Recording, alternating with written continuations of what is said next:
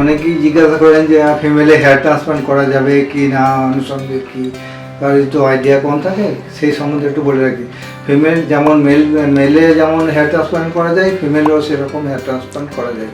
ফিমেলে সাধারণত mail pattern boldness হয় না, ফিমেলের ডিফারেন্ট কাইন্ড অফ বলনেস হয়, ইউজুয়ালি ডিফিউজ প্যাটার্ন হয়, ডেন্সিটি কমে যায়। ঠিক আছে, ওই ডেন্সিটি বাড়াতে গিয়ে যেটা করা হয় সেটা হচ্ছে যে ডেন্স প্যাকিং আমাদেরকে করতে হয়, ভিতরে হেয়ার দিতে হয়। ঠিক আছে, এটা একটা। আর একটা যেটা কমন হয় ফিমেলে, যেটা হচ্ছে হেয়ার লাইন রিসেশন। হেয়ার লাইনটা উপর দিকে চলে যায়, কপালটা অনেক বড় হয়ে যায়। সেই কপালটাকে ছোট করার জন্য হেয়ার লাইনটা নতুনভাবে ফিমেল প্যাটার্ন হিসাবে যেমন দরকার হয়, ঠিক সেইভাবে আমরা হেয়ার লাইন করে দিই। Female pattern hairline, male pattern hairline দুটো সম্পূর্ণ আলাদা।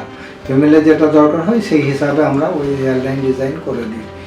সুতরাং ফিমেলে হেয়ার ট্রান্সপ্লান্ট সবসময় করা যায়, ভালো রেজাল্টও হয়, হেয়ার লাইনও তৈরি করে দেওয়া যায়, আর ডেন্সিটিও বাড়িয়ে দেওয়া যায়।